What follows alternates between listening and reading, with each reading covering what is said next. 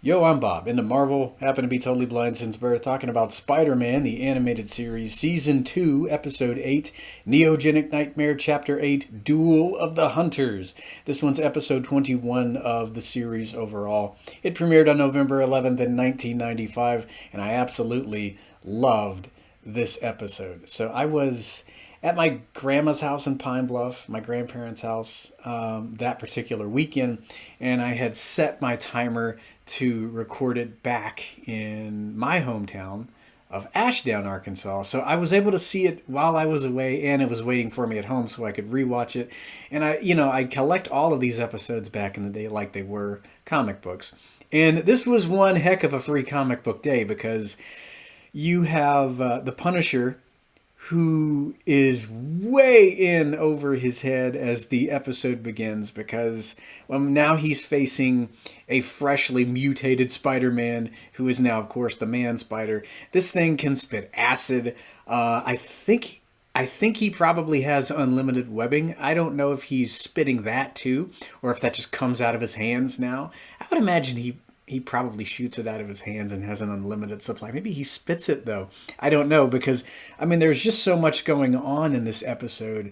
Not only do you have Punisher hunting Spider-Man, but you've also got May and Mary Jane, and they're waiting up for Peter as Punisher is defeated and has to get the heck out of there before he is undoubtedly ripped to shreds. We get to see Mary Jane. She's headed over there, and she's just waiting for Peter along with May, and of course we are let in on the fact that she does really care about Peter, even though she jokes around and she kind of gets a bit snarky with him a lot. She really does care a lot about him, so she's up waiting for him to come back, but of course he is in no position to come back. I don't even think he has much of his human mind left. He just knows, oh, it's daytime. I need to sleep. So I don't know where he heads to hide as the next day is progressing in the episode. We have Craven getting to New York because Mariah Crawford has called her boyfriend to show up to help find Spider-Man. She's worked all night developing an antitoxin, an antidote, in order to cure him of his mutation. So, she's finally got that developed, but, now they're going to have to find him. So, we don't really get to see that much of Morbius in the episode, but, he is in it. We do get to see him just a bit. He shows up looking for some help. He finally tries to seek help, but of course, when Deborah sees him, he flees, and this is of course taking place that following night. And you've got Spider-Man showing up. I think probably beating the mess out of Morbius before Morbius is like, "Yeah, Mike, you don't want none of this," and he kind of flies the coop. So when I saw this for the first time, I didn't really know who Frank Castle was as a character. So I like that scene where you have him and Chip, or Microchip, and they're kind of reminiscing about how long they've been hunting bad guys. Apparently they've been at it since Nam, and Frank pretty much says, well, I don't have time to get tired. I have to take down as many of the bad guys as I can. And you've got Chip, who's like, no, you're not in this to hunt monsters. And Frank said, yeah, that's exactly what I'm in this to do. And when I watched it the first time, I wasn't aware we were getting a flashback because, well, you don't have any narration over it. But I think we do actually see bits and pieces of that tragic night when Frank loses his family. And I love how the writers, they don't pull their punches in the show. They try as hard as they can to let everybody know this guy has suffered, the greatest tragedy any guy could suffer. He's lost everybody. He lost his wife and he's lost his kids.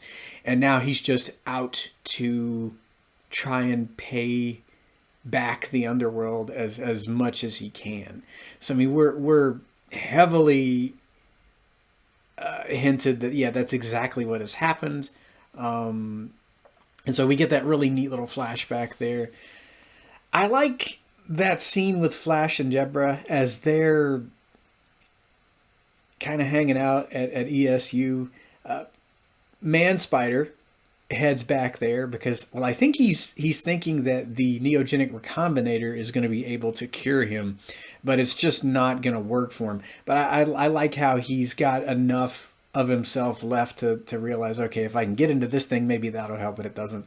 And that kind of gets him a bit more frantic. Who knows how much of his mind that's left in there.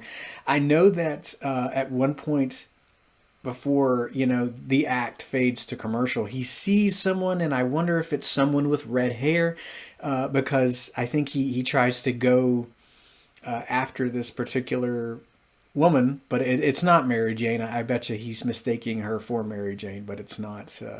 It's not MJ at all. And this is when Punisher is let in on where he is, because he's put a tracer on Man Spider's leg during the previous encounter. I think before Man Spider actually mutated. Oh yeah, he did, because that's how he was able to track him to that warehouse to begin with. So he finds him, and he is incapacitated by Frank. So that's a really cool way to end that particular act. So much happening in this particular act. Not only do we get to see Punisher doing what he do, we also get to see just how much these people in Peter's life are affected without him there. It's kind of a twisted It's a Wonderful Life in a way, because Peter's absent, and the people he cares about are wondering what they're going to do, what's happened to him. And I like how we've seen so many episodes with him kind of down on himself, like, well, why am I even here? I hurt everybody I care about. But yeah, man, this is what they're like when you're not in their lives. So I really enjoyed Act 1, kind of getting to see everyone trying to figure out what in the heck is happening to him. Of course, you have Flash, who's unwilling to believe that the Daily Bugle is right about what's going on with Spider-Man. Terry Lee is, she's put out an APB for him. You've got Scott Beard, the news broadcaster guy, who's linking Spider-Man to the plasma draining disease. So, nobody knows it's Morbius, so that's another card stacked against him in the deck. Pause. Stop. Pause video. Record. Space. Resume.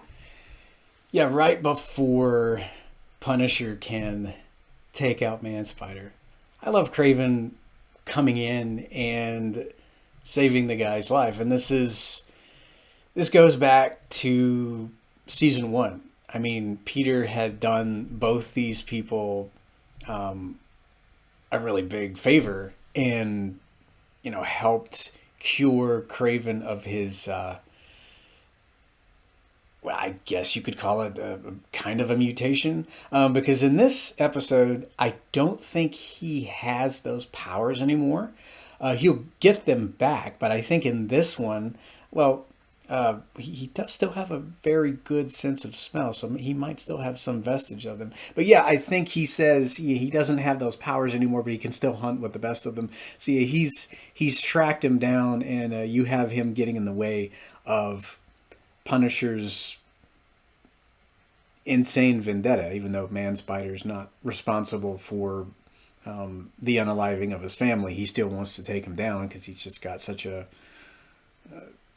lust for revenge going on. And I think this is the first time I'd ever heard of Francis Bacon, because Sergei quotes Francis when he says something about a man who studieth revenge keeps his own wounds green.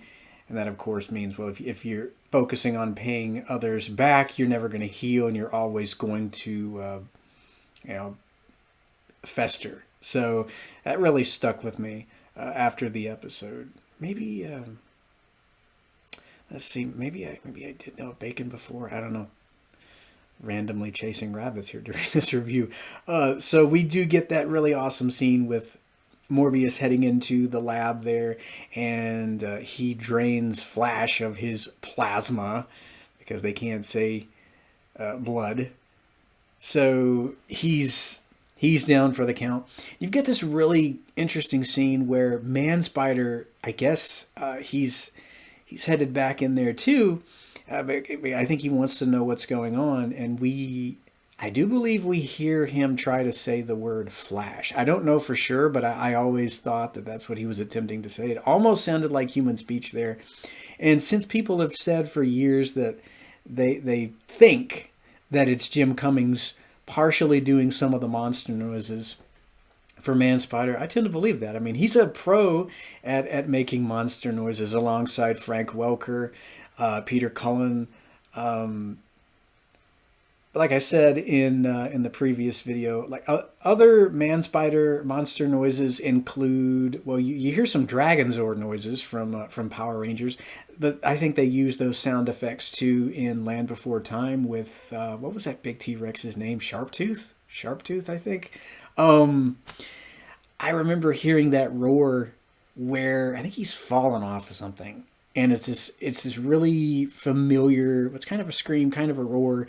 And Man Spider tends to do that throughout the episode. We hear him do that. And then there's another deeper, much deeper roar that they use also for Serpentera and Power Rangers. I did mention that in the previous video, I do believe. It was in the Power Transfer episodes where Zed's piloting his Zord. So yeah, you've got some of the same sound effects being used for the Man Spider monster noises, but there are little bits and pieces of humanity that they managed to splice in there, and I think they actually got Jim Cummings to do that. I don't know. It's never been confirmed. He does have a podcast called Tuned In, which I really love because he's interviewing a lot of his fellow voiceover artists, and so you'll have him doing his Winnie the Pooh voice, and you'll have like Steve Blum doing Baraka from Mortal Kombat, and they're just kind of working off of each other. But yeah, I've been meaning to try and get that either confirmed or not. I think it'd be awesome if he done a little bit of work for Man Spider in Spider-Man, because I mean he's done Shocker, some additional voices as well. Just a really legendary voiceover artist. So I can definitely see Jim coming in and doing little bits of breathing and not necessarily uttering words, but stuff that sounds kind of similar to speech. Like you have Pete trying to get certain consonants out or vowels, but he's just not able to do that with the mutation as rampant as it is. Then he heads to Harry's, I guess. He's going to Harry's apartment because you've got Mary Jane showing up there. She's trying to figure out where Peter is. She's left Maze, and now she's trying to figure out if Harry knows anything. And you got Man Spider showing up there as well. Of course, it's that bit of Pete that wants to know, I think, that Mary Jane is safe. So he's just kind of trapped in this creature's body, but he's still got this one vestige, I think, of humanity left, and I think he's trying to check in on the people that he cares about. I think there was another bit in the episode earlier where he's outside the window at Maze, and I think my brother mentioned at one point when we were watching the show, like decades ago, that his claws are kind of scratching against the window glass there. So May hears that, but she's not able to see him. So yeah, he knows she's frightened of him, so he heads away. And I think in another episode, a future episode, he actually remembers her looking at him with a great amount of fright. When he was Man Spider. So I think he might remember bits and pieces of it, probably fragments, maybe a bit more than we're led to believe. So I like how he somehow ambushes the Punisher. I mean, he's a very crafty monster here. And so the guy's van gets totaled. He's webbed up by Man Spider and taken to his little hidey hole that he has for himself.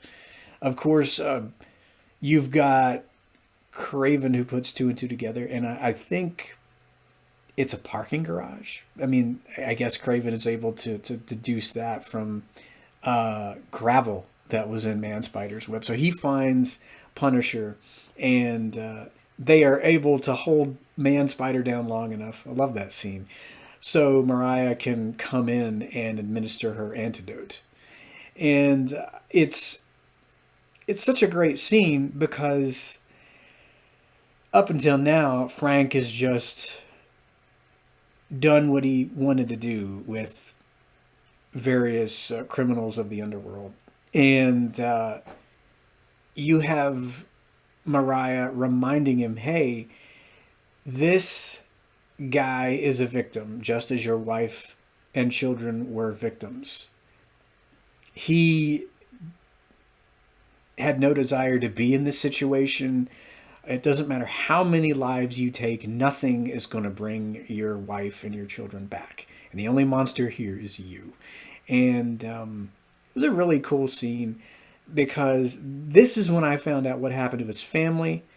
I think we do get some flashbacks throughout the episode.